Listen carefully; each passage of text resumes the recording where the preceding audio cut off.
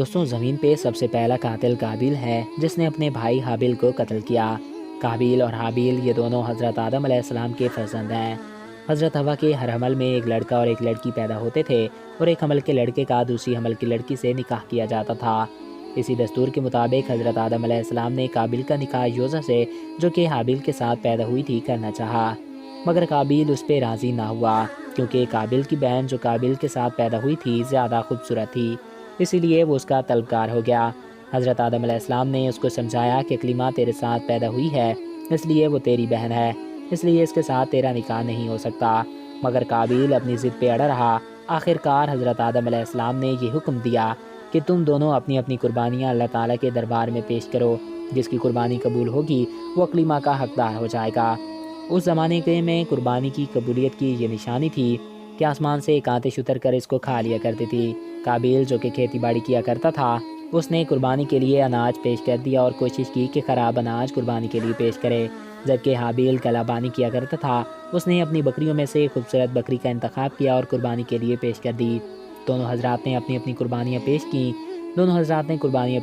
آگ نے حابیل کی قربانی کو کھا لیا اور قابیل کے اناج کو چھوڑ دیا۔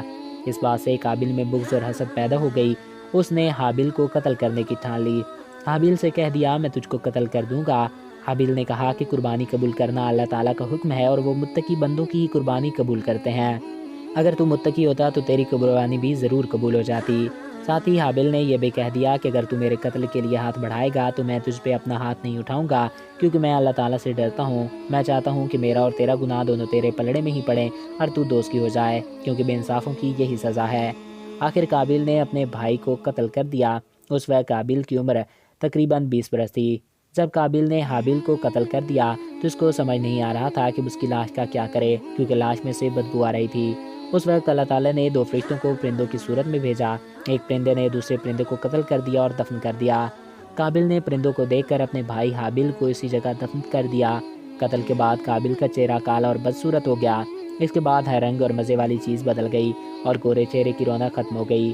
حضرت آدم علیہ السلام نے شدید غضبناک ہو کر قابیل کو ٹھٹکار کر اپنے دربار سے نکال دیا اور وہ بدنصیب اقلیمہ کو ساتھ لے کر یمن کی سرزمین عدم میں چلا گیا۔ وہاں ابلیس اس کے پاس آ کر کہنے لگا کہ حابیل کی قربانی کو آگ نے اس لیے کھا لیا کہ وہ آگ کی پوجا کیا کرتا تھا، لہٰذا تو بھی آگ کا مندر بنا اور آگ کی پرستش کر۔ چنانچہ قابیل ہی وہ پہلا شخص ہے جس نے آگ کی پرستش کی۔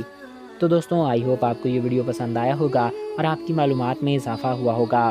اگر آپ کو ہمارا یہ ویڈیو پسند آیا اور آپ کی معلومات میں اضافہ ہوا ہے تو ہمارے چینل کو سبسکرائب کریں اور ساتھ موجود بیل کے آئیکن کو پریس کریں تاکہ ہر نئی آنے والی ویڈیوز بر وقت اور بآسانی آپ تک پہنچتی رہا کریں۔ ایک نئے ویڈیو میں پھر ملیں گے۔